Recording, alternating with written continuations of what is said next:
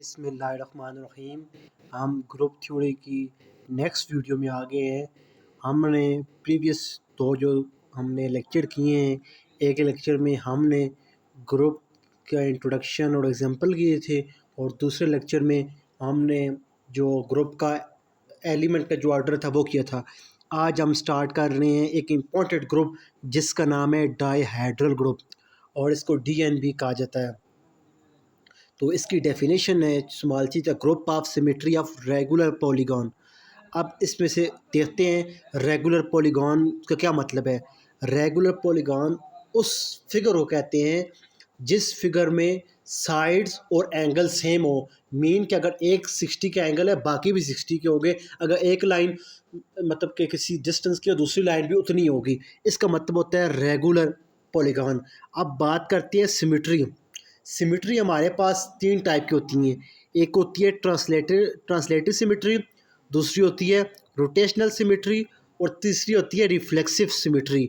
जो हमारे पास translatory symmetry है, ये हमारे पास जो है लाइन पे होती है। तो इसका डायहेड्रल ग्रुप में कोई काम नहीं है। और डायहेड्रल ग्रुप में जो दो काम है, एक है रोटेशन, एक है रिफ्लेक्सिव। ये दो जो काम है ना, हमने डायहेड्रल ग्रुप में करने हैं। सबसे जो मिनिमम जो ट्रायंगल का हम कर सकते हैं, और जो स्क्वायर का कर सकते हैं। तो मैं अभी यहाँ पे आपको जो है ट्रायंगल जो हमारे पास स्क्वायर है, इसकी मैं आपको रोटेशन करके बताता हूँ कि रोटेशन। अच्छा, एक और इम्पोर्टेंट बात कि हमने किस एंगल से रोटेशन करनी है। हमारे पास टोटल एंगल कितना होता है 360।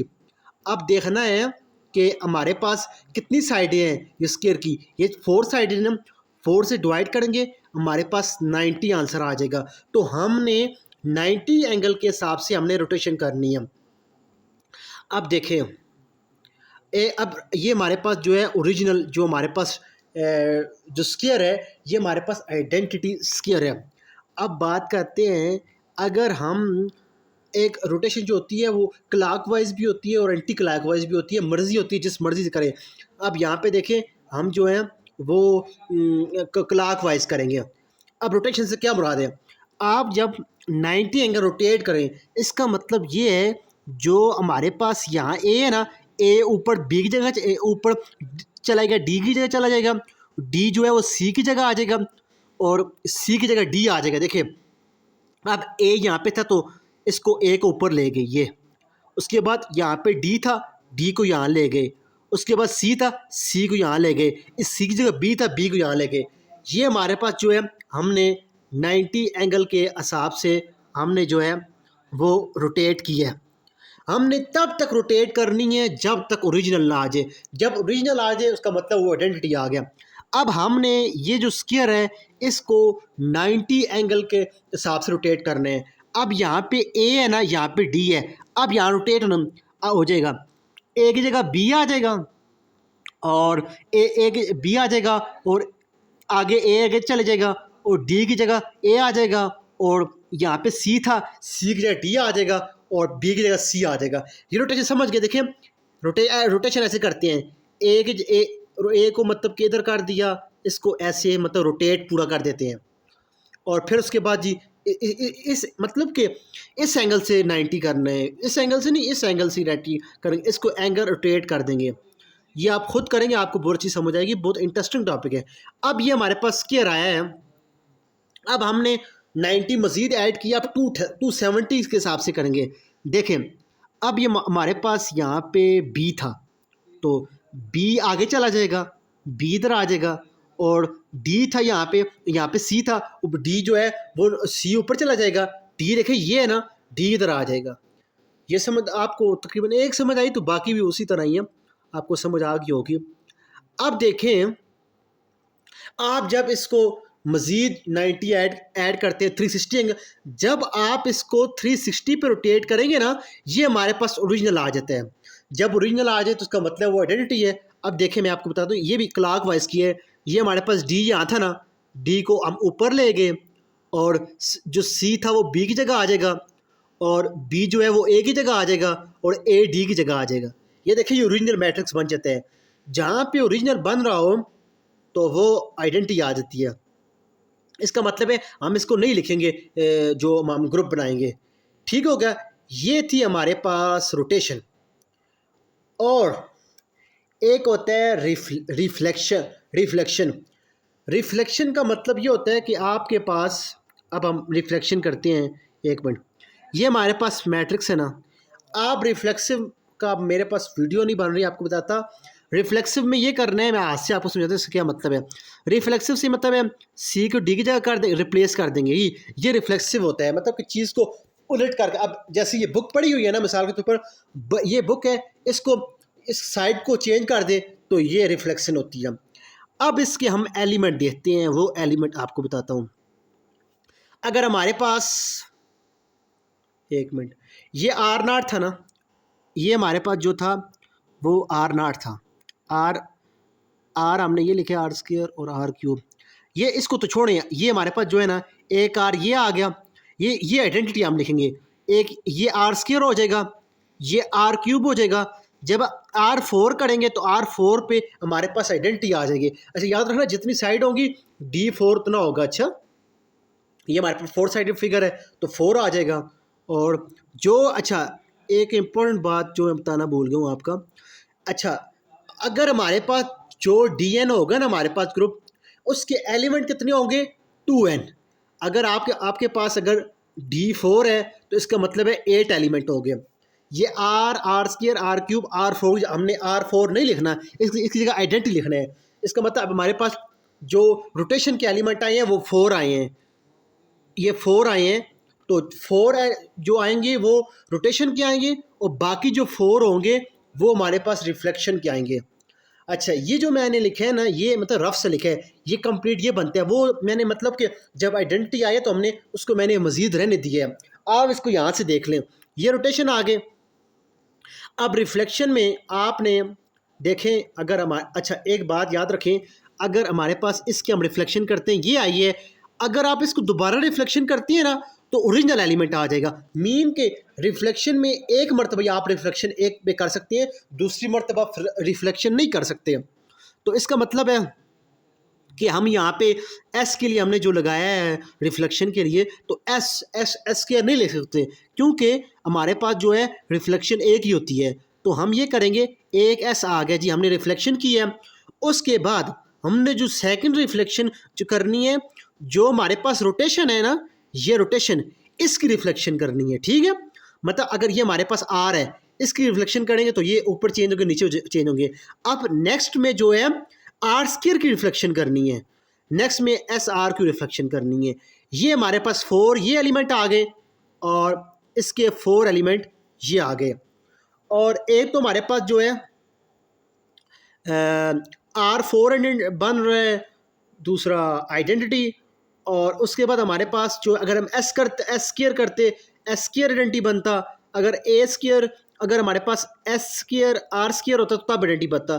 बस आपने ये एलिमेंट याद रखने हैं डी फोर के। अच्छा एक बात है कि हमने यहाँ पे एस आर यूज़ किया है ना, तो आप ए भी यूज़ भी कर सकते हैं। अब नेक्स्ट एग्जांपल हम करेंगे तो उसमें जो होंगे वो हमारे वो होंगे ए बी हम यूज़ करेंगे। अच्छा एक बात ये है कि आपने, अब मैं जो है ना इसका जो आपने जो टेबल बनाएंगे ना, वो आपने बनाना है स्क्वायर का, मैं रेक्टेंगल का और ट्रायंगल का बनाऊंगा। सेम वही काम करने, आप वो समझेंगे तो आपको इसका जो है आप बना सकते हैं दूसरा टेबल, सैलड टेबल, कैलर टेबल जो भी पढ़ते हैं। अच्छा, अब हम नेक्स्ट पेज पे जाते हैं।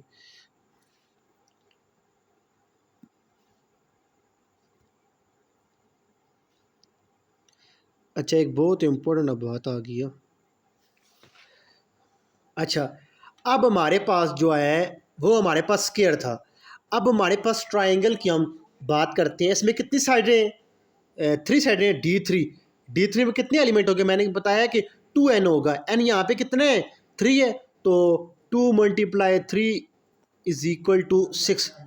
इसमें हमारे पास 6 एलिमेंट आएंगे। और हमने रोटेशन किस हिसाब से करनी है, मैंने आपको क्या बताया, जो टोटल एंगल है उसमें से यहाँ पे हमारे पास जो है वो कितना एंगल है, ये हमारे साइडें कितनी है, 3 साइडें हैं, तो हमारे पास 120 आ गया। हमने जो है रोटेशन जो हमने करनी है वो 120 से करनी है। अब देखें ये भी सेम वही रोटेशन आएंगी। अब देखें, अब यहाँ पे जो था 1 2 3 था, अब अच्छा, इसने अब जो है ना एंटी क्लॉकवाइज जो है, इसमें मैंने एग्जांपल में एंटी क्लॉकवाइज जो है रोटेशन की है। स्क्वायर में हमने इस तरह की थी ना, तो अब हम इस तरह करेंगे, यहाँ से ये वाली रोटेशन करेंगे। अब देखना, यहाँ पे 2 3 था, तो हमारे पास जो है 3 जो है वो ऊपर चला जाएगा 1 की जगह, और 3 की जगह 2 आ जाएगा, और 2 की जगह 1 आ जाएगा। जब इसकी मज़ीद आप रिफ्लेक्शन करेंगे तो ये हमारे पास रिफ्लेक्शन आ जाती है। अब जब आप चौथी रिफ्लेक्शन करेंगे ना, आपके पास दोबारा यही बनेगा, वो मैंने यहाँ बनाई नहीं है। ठीक हो गया, ये हमारी रोटेशन आ गई है। हम ट्राइंगल रोटेशन, इसकी स्क्वायर की और दूसरा ट्राइंगल की रोटेशन होती है वो सेम ही है। रिफ्लेक्शन जो है इन दोनों की चेंज है। रिफ्लेक्शन क्या है आपके पास, अच्छा ये हमारे पास ई ए और ए स्क्वायर आता है, 3 एलिमेंट आ गए हैं मतलब उसके रोटेशन के। और अब यहाँ पे आपने करनी है वो रिफ्लेक्शन। रिफ्लेक्शन ये कहते हैं कि हम इसमें पहले ट्राइंगल में 1 कॉस्ट, ये जो हमारी, एक मिनट मैं उसको रेज कर दूँ, ये हमारे पास जो ओरिजिनल ट्राइंगल होगी ना, एक में हम 1 को कांस्टेंट रख के इन दोनों को इंटरचेंज कर देंगे, एक में हम 2 को कांस्टेंट रख के इन दोनों को इंटरचेंज कर देंगे, एक में 3 को कांस्टेंट रख के इनको। अब देखें, ये हमारे पास जो है ओरिजिनल ट्रायंगल थी, एक मिनट, ये हमारे पास जो है ओरिजिनल ट्रायंगल थी ये। अब हमने सबसे पहले इसको, अब रिफ्लेक्शन का क्या तरीका है, 1 को आप कांस्टेंट रखें, इन दोनों को इंटरचेंज कर दिए, ये एक आ जाएगी। अब सेकंड में हमने 3 को कांस्टेंट रखा है, तो 1 2 को इंटरचेंज कर दिया है, और थर्ड में हमने 2 को कांस्टेंट रखा है, 1 3 को हमने चेंज कर दिया है। अब ये हमारे पास जो है एलिमेंट आ गए जी, ई ए स्क्वायर बी, ए बी और ए स्क्वायर बी। अभी यहाँ पे अगर हमारे पास बी स्क्वायर आएगा ना, अगर बी आता है वो आइडेंटिटी होगा, अगर ए स्क्वायर आएगा वो बी स्क्वायर आएगा वो आइडेंटिटी होगा। अब इसका हमारे पास जो लास्ट में आता है, अच्छा एक इम्पोर्टेंट बात, ये हमारे पास जो है आप देखेंगे, ये हमारे पास एबिलियन ग्रुप जो डायहेड्रल ग्रुप है, ये हमारे पास एबिलियन ग्रुप नहीं है, वो मैं आपको बताऊंगा ये क्यों नहीं है। अब इसका टेबल बनाते हैं। टेबल जो है, अब याद रखें ये D3 है तो उसके हमारे पास जो है 6 एलिमेंट आएंगे। अगर D3 है तो 6, अगर D4 है तो 8। तो आप एलिमेंट देख लीजिएगा वो पीछे। अब यहाँ पे हमने जो है ए भी यूज़ किया है, कोई मसले वाली बात नहीं है, हमने ये ओरिजिनल लिखी है और ये हमारे पास ओरिजिनल लिखी है। अब बात को समझनी है, अब यहाँ पे तकरीबन हाफ जो है वो हमारे पास डायरेक्ट होंगे, हम कोई मसला नहीं है, वो डायरेक्ट मल्टीप्लिकेशन करेंगे। लेकिन आप आगे देखेंगे कि हमें मज़ीद मतलब वो करना पड़ेगा, मुश्किलात आएंगी थोड़ी सी। अब आपको ज़ाहिर सी बात है, आप जब आइडेंटिटी से मल्टीप्लाई करेंगे ये हमारे पास सेम आएगा, और ये भी हमारे पास जो है सेम ही आएगा, क्योंकि ये हमारे पास रो और कॉलम जो आइडेंटिटी से मल्टीप्लाई हो रही हैं तो ये सेम आएगा। अब आप ए को एक साथ मल्टीप्लाई करेंगे, ये तो ए स्क्वायर आएगा। अच्छा, ए मल्टीप्लाई ए क्या मुराद है, कहता है कि आप जो है ए जो है ए हमारे पास ये ट्रायंगल है, इसको इसका मल्टीप्लाई हो रहा है, मीन कि इसको रोटेट करना है। अच्छा एक बात याद रखें, इस टेबल में जहाँ बी होगा वो रिफ्लेक्शन को रिप्रेजेंट करेगा, जहाँ ए होगा वो हमारे पास रोटेशन को रिप्रेजेंट करेगा। अब ए मल्टीप्लाई ए मतलब कि हमने इससे प्रोसेस करना है। ये हमारे पास जो ए आया ना, ए को हमने रोटेट करना है, एक मरतबा रोटेट। अगर हमारे पास यहाँ स्क्वायर होता है तो हम कहते हैं 2 मरतबा। अब हम ये हमारे पास ए है, इसको हम रोटेट एक मरतबा करते हैं तो हमारे पास जो है ए स्क्वायर की वैल्यू आ जाएगी। तो हमने यहाँ पे ए स्क्वायर लिख दिया है, ये ए स्क्वायर लिखती है, ए को ए आ गया, ए स्क्वायर लिखती है।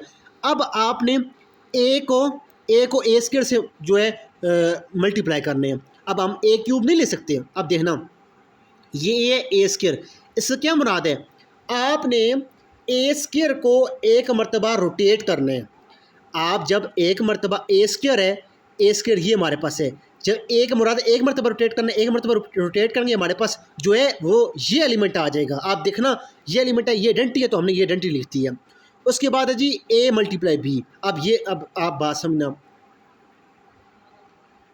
आज ज़ाहिर तौर पे स्टार्ट में तो वो सेम एलिमेंट आ रहे हैं जी, ए मल्टीप्लाई बी। अच्छा मैं इसका क्या मतलब है ए मल्टीप्लाई बी, इसका मतलब है ये जो हमारे पास बी ट्राइंगल है, आपने इसको ए मरतबा करने, क्या कहते हैं वो, रोटेट करने हैं। अब हमारे पास ये बी एंगल है जी, ये आप इसको जो रोटेट करेंगे तो हमारे पास जो है ये वाली मैट्रिक्स बन जाएगी। ये हमने ए बी लिखा, आप करेंगे आप समझ आएगी। अब हमने ए मल्टीप्लाई ए बी, इससे क्या मुराद है, अब देखना इससे क्या मुराद है। कहता है कि हमारे पास जो बी है इसको एक मरतबा आप रोटेट करें, जो हमारे पास आंसर आएगा फिर उसको रोटेट करें, तो हमारे पास जो मैट्रिक्स बनेगा वो ए स्क्वायर बी बनेगा। आप जब इसको प्रैक्टिकली करना है, जो मैं बता रहा हूँ ना कि इस मैट्रिक्स को रोटेट करना है, आपने लाजमी करना है। अब आपने ए स्क्वायर को ए बी से करना है। अब यहाँ से क्या मुराद है, इस मैट्रिक्स का आप जो है अब यहाँ पे ए स्क्वायर, हाँ ए, अब यहाँ पे जो है आप ए क्यूब बी नहीं ले सकते। आप देखें, आप हमारे पास जो बी है, हमारे पास जो ट्राइंगल है, इसको आप एक मरतबा रोटेट करेंगे, फिर आप एक मरतबा दो मरतबा रोटेट करेंगे, तो हमारे पास जो आंसर आएगा वो बी आएगा। ये हमारे पास बी है। अब आपने करना है जी ए स्क्वायर को ए स्क्वायर बी से, ए स्क्वायर को ए स्क्वायर बी से। इससे क्या मुराद है, आप जो हमारे पास बी जो ट्राइंगल है इसको आपने दो मरतबा रोटेट करने हैं, जो आंसर आएगा फिर इसको दो मरतबा रोटेट करेंगे ना, तो हमारे पास जो आंसर, ये आपने खुद करने हैं प्रैक्टिकली, अच्छा आपको समझ आए, तो हमारे पास जो है ये इसका आंसर आ जाएगा। इसी तरह जो आप जब रोटेट करेंगे ना, तो जो आप इनमें से जो ट्राइंगल आपके पास, अगर मिसाल के तौर पर मैं रोटेट करता हूँ, मेरे पास ए बी आंसर आया है, इसका मतलब ये है कि हमारे पास ये मैट्रिक्स आएगी। ये मेरी बात आपको समझ आ रही होगी। अब हम बी को आइडेंटिटी के साथ करेंगे। अच्छा, बी को एक साथ जब करते हैं, बी को ए के साथ, इससे क्या मुराद है, जो हमारे पास ट्राइंगल है इसको एक मरतबा रिफ्लेक्शन करनी है। अब ये हमारे पास जो रिफ्लेक्शन है, तो इसको जब रोटेट करेंगे आप, तो हमारे पास जो इसमें बनेगी वो ये मैट्रिक्स बनेगी, बी बनेगी। तो ये हमने लिख दिया जी। इस तरह अब लास्ट में से जो मुश्किल है वो करता हूँ। ए स्क्वायर बी को आप ए से करें, ए स्क्वायर बी को, ये ए जो है, इससे क्या मुराद है, हमारे पास जो ए ट्राइंगल है उसको एक मरतबा आपने रिफ्लेक्शन करनी है। मैंने ट्राइंगल की आपको रिफ्लेक्शन बताई हुई है, क्या मुराद है, एक मरतबा आपने रिफ्लेक्शन करनी है, मतलब कि 1 को कांस्टेंट रख के 2 3 को रिप्लेस कर देना है। फिर जो आपके पास ट्राइंगल आएगी, उस ट्राइंगल को दो मरतबा आप रोटेट करेंगे, तो आपके पास जो है वो नेक्स्ट आ जाएगी। तो इस तरह ये हमारे पास जो है ये इसी तरह ये टोटल बनते हैं। आपको कुछ समझ ना आई तो आप पूछ लीजिएगा। तो ये आप हमारे पास आज की वीडियो है जी। अल्लाह हाफिज़।